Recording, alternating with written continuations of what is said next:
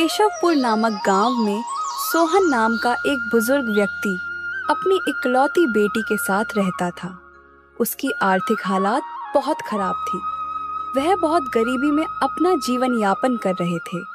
एक दिन उसके घर गांव का जमींदार धनीराम सेठ आता है और कहता है, मुझे उधार दिए हुए सालों बीत गए हैं, पर तूने आज तक एक पाई भी वापस नहीं लौटाई है।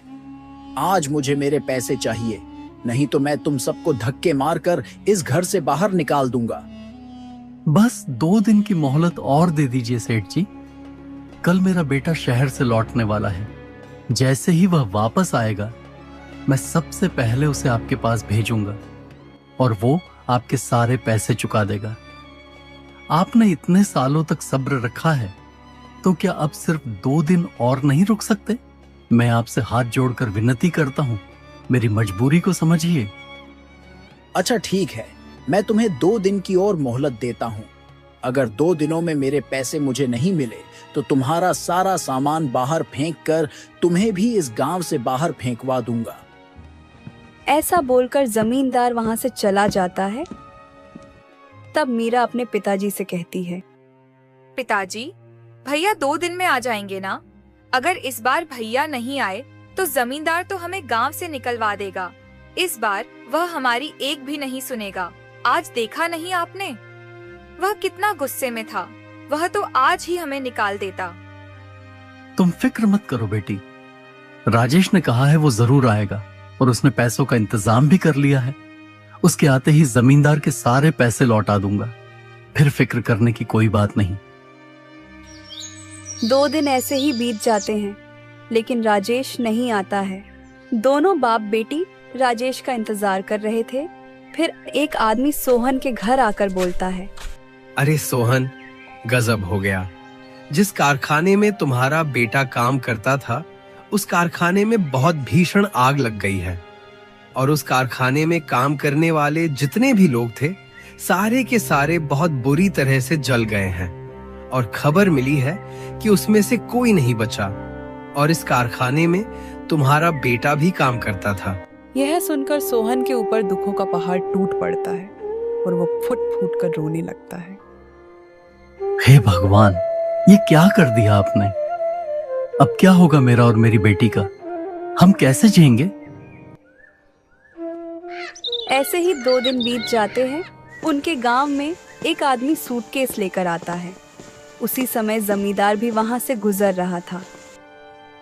अरे भाई साहब, जरा सुनिए, यहाँ सोहान जी का घर कहाँ है? क्या आप मुझे बता सकते हैं? तुम कौन हो और कहां से आए हो? इस गांव के तो नहीं दिखते। आप तो जानते ही होंगे कि सोहन जी के बेटे की कारखाने में आग लगने की वजह से मृत्यु हो गई थी। उसने इतने सालों तक बहुत मेहनत करके बहुत सारे पैसे जमा कर लिए थे। वो सब लेकर घर आने ही वाला था, लेकिन उससे पहले यह दुर्घटना हो गई, जिस वजह से अब कारखाने के मालिक ने उनके परिवार वालों के लिए पैसे भेजे हैं। मैं उसके वही पैसे उसके पिताजी सोहन जी को देने आया हूँ। यह सुनकर जमींदार के मन में लालच जाग जाता है और वह सोचता है, क्यों ना मैं इसे बोल दूं कि मैं ही सोहन हूँ और इससे सारे पैसे ले लूं। वैसे भी सोहन ने मुझसे कर्जा लिया है, वह खुद तो मुझे चुकाने से रहा। मैं इसी से ही पैसे ले लेता हूँ, जिससे मुझे कर्ज का पैसा भी मिल जाएगा और मेरा काम भी बन जाएगा। पर इसके लिए मुझे इसे यहीं से भगा देना होगा। अरे भाई, तुम एकदम सही आदमी से मिले हो। मैं ही सोहन हूँ और जिसकी बात तुम कर रहे हो वह मेरा ही बेटा था। अच्छा हुआ भाई साहब, आप मुझे यहीं पर मिल गए, वरना मुझे पूरे गांव में कहां कहां भटकना पड़ता। ये लीजिए आपकी अमानत, अब मैं चलता हूँ। यह कहकर वह आदमी वहां से चला जाता है और जमींदार वह सूटकेस लेकर अपने घर आ जाता है। जैसे ही वह सूटकेस खोलकर देखता है, उसमें ढेर सारे पैसे होते हैं। जमींदार यह देखकर बहुत खुश हो जाता है। मुझे तो कुछ समझ में नहीं आ रहा बेटी, अब हमारा गुजारा कैसे होगा? हम तो पूरी तरह से राजेश के भरोसे पर थे, लेकिन पता नहीं ईश्वर ये कैसी परीक्षा ले रहा है। राजेश ही तो हमारा सहारा था। भगवान ने उसे भी हमसे छीन लिया। भगवान इतने कठोर दिल कैसे हो सकते हैं? कभी कभी लगता है कि भगवान है ही नहीं। अगर होते तो हमारे साथ इतना सब नहीं होता, जबकि हमने कभी किसी का बुरा भी नहीं चाहा। पिताजी, आप चिंता मत कीजिए, मैं भी आपका काम में आपका हाथ बटाऊंगी। हम कुछ ना कुछ करके जमींदार का कर्ज लौटा ही देंगे। आप फिक्र मत कीजिए, नहीं तो आपकी तबीयत और भी खराब हो जाएगी। मीरा दूसरों के घर में काम करने और खाना बनाने का काम करने लगती है। इसी तरह से कुछ दिन बीत जाते हैं। एक दिन मीरा पानी लेने जमींदार के कुएं पर जाती है और उसी दिन जमींदार के दोस्त का बेटा रोहन जमींदार के घर आता है। तभी उसकी नजर मीरा पर पड़ती है। वह मीरा को देखकर उसे पसंद करने लगता है। फिर वह अंदर चला जाता है। प्रणाम चाचा जी, क्या आपने मुझे पहचाना? मैं आपके दोस्त दौलत राम का बेटा हूं। मेरा नाम रोहन है। अरे बेटा रोहन, तुम कितने बड़े हो गए हो। तुम्हें जब पिछली बार देखा था तब तुम बहुत छोटे थे, इसलिए तुम्हें पहचान नहीं पाया। बोलो बेटा, कैसे आना हुआ? वो क्या है ना चाचा जी, दरअसल पिताजी ने एक जमीन का सौदा करने के लिए मुझे यहाँ भेजा है। बस वहीं जमीन देखने के लिए मैं आया हूँ। इस सिलसिले में आपसे थोड़ी बात भी करनी थी। अच्छा, तो तुमने अब अपने पिताजी का कारोबार भी संभालना शुरू कर लिया है?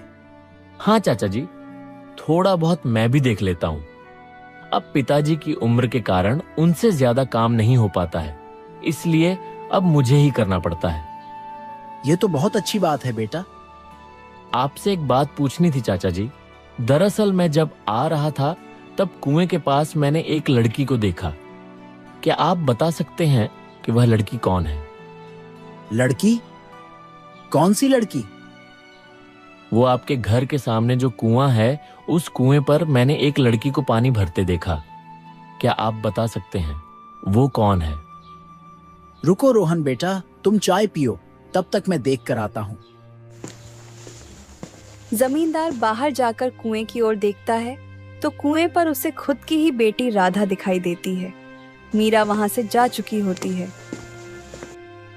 अरे रोहन बेटा, जिस लड़की के बारे में तुम पूछ रहे हो वह मेरी ही बेटी है। अच्छा अच्छा, ठीक है चाचा जी, मुझे लगा कौन है। जाने दीजिए, छोड़िए। अब बताइए, आप कैसे हैं? रोहन बात को पलट देता है, लेकिन जमींदार को इस बात पर शक हो जाता है। मुझे लगता है रोहन बाबू को मेरी बेटी पसंद आ गई है। यह तो बहुत अच्छी बात है। अगर मेरी बेटी राधा इतने बड़े खानदान में चली जाएगी तो उसका नसीब ही चमक जाएगा। इतने अमीर लोग मुझे और कहीं नहीं मिलने वाले। इतना सोचकर जमींदार मन ही मन बहुत खुश हो जाता है। अच्छा चाचा जी, मैं अब निकलता हूँ, मुझे देर हो रही है। नहीं नहीं बेटा, 1-2 दिन रुक कर जाओ। जरा गांव की भी शुद्ध हवा में रहो। शहर तो रोज ही रहते हो, हमें भी थोड़ा मौका दो तुम्हारी खातिरदारी करने का। नहीं चाचा जी, इस बार नहीं। अगली बार आऊंगा तो जरूर रुकूंगा। इतना कहकर रोहन वहां से चला जाता है और घर जाकर डरते हुए अपने पिताजी से कहता है, पिताजी, मैंने गांव में एक लड़की देखी है। मुझे वो लड़की बहुत पसंद आई और मैं उसी से शादी करना चाहता हूँ। अरे बेटा, तुम किस लड़की की बात कर रहे हो? पिताजी, वो आपके गांव के दोस्त हैं ना, जिनके यहाँ आपने मुझे आज भेजा था, उन्हीं की लड़की से मुझे शादी करनी है। अरे वाह, यह तो अच्छी बात है बेटा। वह तो मेरा बहुत अच्छा दोस्त है, वह बिल्कुल भी मना नहीं करेगा। मैं कल ही उसके पास जाकर शादी की बात करता हूँ। वो भी यह सुनकर बहुत खुश होगा। दूसरे दिन रोहन के पिता और रोहन जमींदार के यहाँ आते हैं। अरे मेरे दोस्त दौलत राम, बहुत दिनों बाद आज मिल रहा है। तू तो बहुत बड़ा आदमी हो गया है यार। याद है, हम दोनों ने साथ में ही कारोबार शुरू किया था। आज तू कहां से कहां पहुंच गया। आज तो तूने मुझे बहुत खुश कर दिया, जो अपने पूरे परिवार के साथ मेरे घर आ गया। मैं तुझे देखकर बहुत खुश हूँ। अरे यार, रोहन की वजह से हमें अभी आना ही पड़ा। दरअसल रोहन को तुम्हारी बेटी बहुत पसंद आ गई है और वह उससे शादी करना चाहता है। उसी की बात करने के लिए हम यहाँ आए हैं। हाँ हाँ दौलत राम, यह तो बहुत अच्छी बात है। तुमने आज मेरा दिल ही खुश कर दिया। हमारी दोस्ती आज रिश्तेदारी में बदलने जा रही है। इससे ज्यादा खुशी की बात और मेरे लिए क्या हो सकती है। चलो अभी अपनी बेटी को बुलाओ। हमें उसे देखे बरसों हो गए हैं। जब हमने उसे देखा था तब तो वह 5 वर्ष की ही थी। तभी जमींदार अपनी बेटी को आवाज लगता है और बोलता है, अरे बेटा राधा, जरा यहाँ तो आना। जैसे ही राधा अंदर आती है, रोहन उसे देखकर दंग रह जाता है और बोलता है, अरे चाचा जी, जिसे मैंने उस दिन देखा था, यह वह लड़की नहीं है। वह लड़की कोई और थी। ये आप क्या बोल रहे हो रोहन बाबू?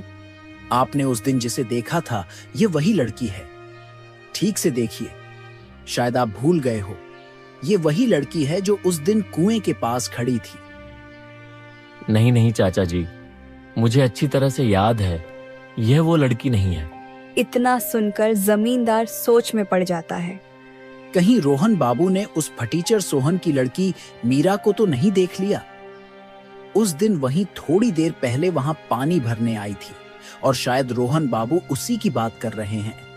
नहीं नहीं, मैं ऐसा बिल्कुल नहीं होने दूंगा।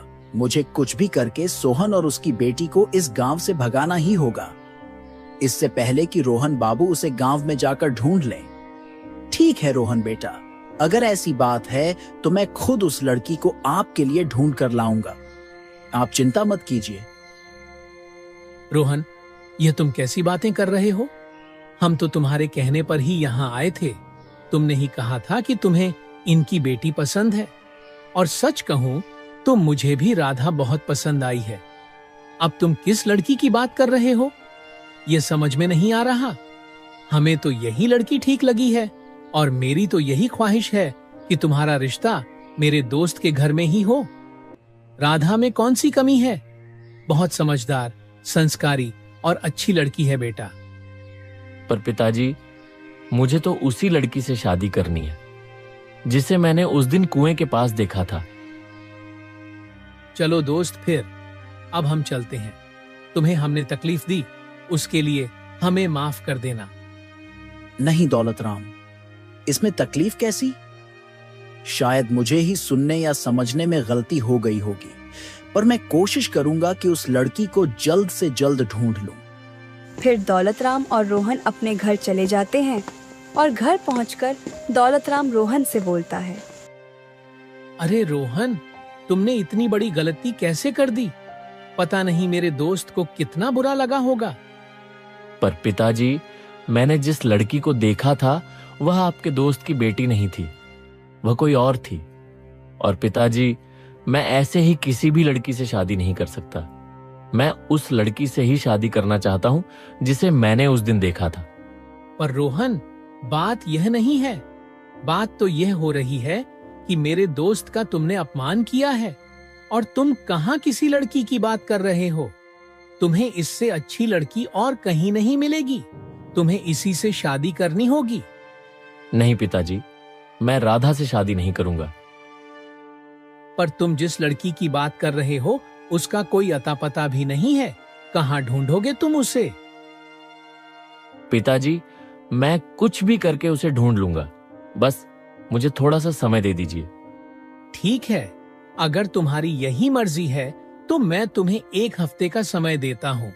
अगर 1 हफ्ते में तुमने उस लड़की को ढूंढ लिया तो ठीक है, वरना तुम्हें राधा से ही शादी करनी होगी। हाँ पिताजी, आप जैसा ठीक समझे। रोहन को पूरे गांव में वही फटीचर सोहन की बेटी ही मिली। मैं ये शादी कभी नहीं होने दूंगा। कहां मेरी बेटी और कहां वो भिखारी की लड़की मीरा? उन्होंने मेरी बेटी को ठुकरा दिया। मैं उन्हें मजबूर कर दूंगा उसी से शादी करने को। रोहन के वापस आने से पहले मैं सोहन को गांव से बाहर फेंकवा दूंगा। अरे हाँ, उसके बेटे के जो पैसे शहर से आए थे वह तो मेरे पास हैं। अब मैं उससे कर्ज के पैसे वापस मांगूंगा। ना चुका पाए तो उसका घर भी हड़प लूंगा और उसे भगा दूंगा। फिर देखता हूं कौन बनती है बहू। मेरी बेटी ही बनेगी। जमींदार सोहन के घर जाता है और बोलता है, सोहन, तुम मेरे अच्छा होने का फायदा उठा रहे हो। मैं इतने दिनों से चुप इसलिए बैठा हूँ क्योंकि तुम्हारा बेटा अभी अभी गुजरा है और उसके गुजरने की वजह से मैं खुद से तुम्हारे यहाँ नहीं आया, पर मैं तुम्हारी राह देख रहा था। पर तुम तो मेरी अच्छाई का फायदा उठा रहे हो। अब मैं कुछ नहीं सुनने वाला। अब तो मेरा सारा पैसा लौटा दो, और वैसे भी मैंने तुम्हें बहुत ज्यादा मोहलत दे दी है। जमींदार जी, मैं इतने सारे पैसे अभी कहां से लौटा पाऊंगा? आपको तो पता है अब मेरा बेटा भी नहीं। मैं कुछ नहीं जानता, मुझे बस मेरे पैसे चाहिए। अगर पैसे नहीं है तुम्हारे पास तो अभी के अभी मुझे यह घर खाली करके दे दो। मैं इसे बेचकर मेरा कर्ज वसूल कर लूंगा। बस अब बहुत हो चुका। नहीं जमींदार जी, ऐसा मत कीजिए, ऐसे तो मैं रोड पर आ जाऊंगा। मैं इतने दिनों से तुम पर तरस खाकर तुम्हें कुछ नहीं कह रहा हूं। इसका मतलब यह नहीं है कि तुम मेरे सिर पर बैठ जाओ। अब मैं कुछ नहीं सुनना चाहता। बस तुम ये घर खाली कर दो और यहां से चले जाओ, नहीं तो मैं मेरे लोगों को कहकर तुम्हें घर से धक्के मारकर बाहर निकलवा दूंगा। चलिए पिताजी, अब हम खुद को झूठी तसल्ली नहीं दे सकते। हम यूं लकड़ियां बेचकर और दूसरों के घरों में काम करके जमींदार के पैसे नहीं लौट पाएंगे। हमें यह घर छोड़कर जाना ही होगा।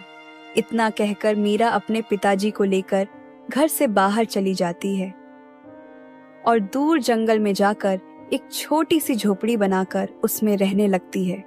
और इसी के चलते मीरा के पिता की तबीयत खराब हो जाती है और इसी वजह से अपने पिताजी का लकड़ी बेचने का काम मीरा संभाल लेती है और किसी तरह से घर चलाने लगती।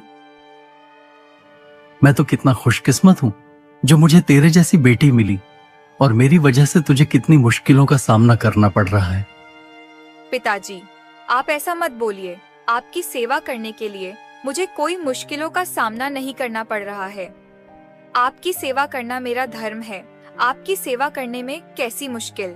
पिताजी, मैंने खाना बनाकर रख दिया है, आप खाना खा लेना। मैं लकड़ी तोड़ने जा रही हूँ, जल्दी लौट आऊंगी। इतना कहकर मीरा जंगल में लकड़ी काटने चली जाती है। देखते ही देखते सुबह से शाम हो जाती है, पर मीरा जंगल से नहीं लौटी। इसी वजह से सोहन बहुत परेशान हो जाता है। मीरा को अभी तक आ जाना चाहिए था, पर वह अभी तक नहीं आई। कहीं वह किसी मुसीबत में तो नहीं फंस गई? मुझे अपनी बच्ची को जाकर ढूंढना चाहिए। मैं घर पर ऐसे हाथ पर हाथ रखकर नहीं बैठ सकता। इतना कहकर सोहन मीरा को ढूंढने के लिए जंगल की ओर निकल पड़ता है, लेकिन रास्ते में सोहन की तबीयत बहुत खराब हो जाती है और वह चक्कर खाकर नीचे गिर जाता है और यहाँ मीरा घर पहुँच जाती है। तभी रोहन मीरा को ढूंढते ढूंढते वहाँ पहुँचता है। वो देखता है कि एक बूढ़ा आदमी जमीन पर बेसुध पड़ा है। वह सोहन के पास जाता है और बोलता है, बाबा, आप ठीक तो हो ना? इतना कहकर वह सोहन को उठाता है और किसी तरह उठाकर एक पेड़ के नीचे बिठा देता है और बोलता है, अरे बाबा, आप इस जंगल में क्या कर रहे हैं? आपकी तबीयत भी बहुत खराब लग रही है। अरे बेटा, क्या बताऊं, मैं अपनी बेटी मीरा को ढूंढने के लिए जंगल में आया था। वह लकड़ियां तोड़ने गई थी, पर अब तक घर नहीं लौटी। पता नहीं कैसे मुझे चक्कर आ गया। कोई बात नहीं बाबा, बस आप मुझे आपके घर का पता बताइए, मैं आपको आपके घर छोड़ देता हूँ। तभी रोहन सोहन को लेकर उनके घर जाता है और जैसे ही रोहन की नजर मीरा पर पड़ती है, वह हैरान हो जाता है और बहुत खुश भी हो जाता है। पिताजी, आप ठीक तो हो ना? बेटा, मैं तो ठीक हूं।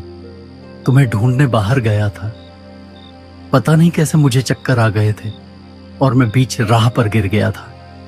तभी इन्होंने मेरी मदद की और मुझे घर तक लेकर आए। अगर ये वहां नहीं होते तो पता नहीं मेरा क्या होता। आपका बहुत बहुत शुक्रिया। आपने मेरे पिताजी की मदद की। मैं हमेशा आपकी शुक्रगुजार रहूंगी। बाबा, आप गांव के बाहर ऐसे जंगल में इस छोटी सी झोपड़ी में क्यों रह रहे हैं? तब सोहन अपनी सारी आपबीती बताता है और जमींदार की सारी करतूत भी और अपने बेटे के बारे में भी बताता है कि कैसे उसने उसको एक कारखाने की आग में खो दिया। यह सुनकर रोहन बोलता है, बाबा वह कारखाना हमारा ही था। मैं ही उस कारखाने का मालिक हूँ। दरअसल तकनीकी खराबी की वजह से वह आग लगी थी। उसमें काफी लोग मारे भी गए थे, लेकिन मैंने मुआवजे के तौर पर सभी परिवारों को 2 लाख रुपए भिजवाए थे। पर बेटा यहाँ तो कोई भी नहीं आया, हमें कोई पैसा भी नहीं मिला। अगर मिल जाते तो तुम ही सोचो, हम यहाँ जंगल में ही क्यों होते। यह सुनकर रोहन को धक्का सा लग जाता है। रोहन बोलता है, बाबा आप बिल्कुल फिक्र मत कीजिए, मुझे 2 दिन का वक्त दीजिए। मैं इस बात का पता लगाकर आपको आपके पैसे दिलवा कर रहूंगा। दूसरे दिन रोहन अपने आदमी को लेकर सोहन के घर आता है और पूछता है, पर वह आदमी साफ इनकार कर देता है और बोलता है, नहीं साहब, मैंने वह पैसे इनको नहीं दिए। मैंने वह पैसे सोहन नाम के एक आदमी को दिए हैं। उसने ही कहा था कि उसका नाम सोहन है और वह राजेश का पिता है, और मैंने वह सूटकेस उनको दे दिया था और मैं फिर वहां से चला आया। मुझे नहीं पता था कि वह मुझसे झूठ बोल रहा है। मुझे माफ कर दीजिए, मुझसे बहुत बड़ी गलती हो गई। क्या तुम मुझे बता सकते हो कि वह आदमी कौन है जिसको तुमने पैसे दिए हैं? हाँ साहब, मैं अगर उसे देख लूं तो मैं उसको पहचान जाऊंगा। मैं तुम्हें 2 घंटे का वक्त देता हूं। मुझे जल्द से जल्द वो इंसान चाहिए है। पूरे गांव में पता करो जिसको तुमने वह पैसे दिए हो। थोड़ी देर बाद वह आदमी आता है और बोलता है, मालिक, मैंने पता कर लिया। उस आदमी का नाम सोहन नहीं धनीराम सेठ है और वह इस गांव का जमींदार है। उसी ने मुझसे झूठ कहा था कि वह सोहन है। इतना बड़ा धोखा! मैं सोच भी नहीं सकता कि जमींदार इतना गिर सकता है। उसने मेरे बेटे के सारे पैसे खुद रख लिए और ऊपर से हमें घर से भी निकाल दिया। बाबा आप फिक्र मत करिए, मैं सब ठीक कर दूंगा। रोहन मन ही मन सोचता है, अच्छा तो ये बात है, अब मुझे पूरी बात समझ में आ गई। अपनी बेटी की शादी मुझसे करवाने के लिए उन्होंने जानबूझकर मीरा और उसके पिताजी को गांव से बाहर निकाल दिया ताकि मैं उसे कभी ढूंढ ना सकूं और मेरी शादी उसकी लड़की राधा से हो जाए। अच्छा तो अब मैं देखता हूं इसे कैसे सबक सिखाना है। फिर रोहन अपने आदमी को लेकर जमींदार के घर जाता है। जैसे ही जमींदार उस आदमी को देखता है, वह हक्का बक्का रह जाता है। तभी वह आदमी बोलता है, हाँ साहब, यही है जिसने मुझे कहा था कि वह सोहन है। मैंने इसी को पैसे दिए थे। यह सुन जमींदार के पसीने छूट जाते हैं। वह रोहन के सामने बहुत शर्मिंदा हो जाता है। चाचा जी, यह सब आपने किया है, मुझे तो यकीन नहीं होता। आपने एक गरीब आदमी के हक का पैसा उससे छीन लिया।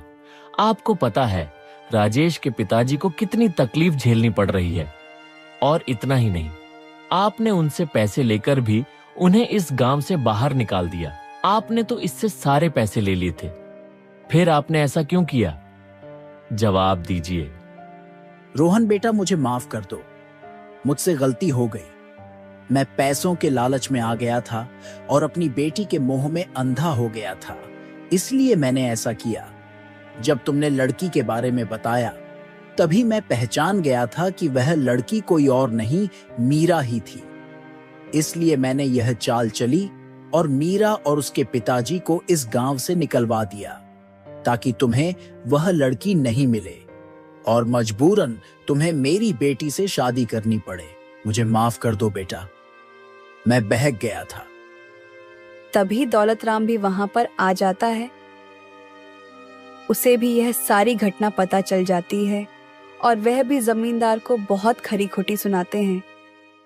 और फिर रोहन और उसके पिताजी मीरा के घर जाते हैं और सारे पैसे उसके पिताजी को देते हैं और उसके पिताजी से मीरा का हाथ भी मांगते हैं। रोहन को उसका प्यार मिल जाता है और वो खुशी खुशी रहने लगते हैं। तो दोस्तों, कैसी लगी आपको ये कहानी?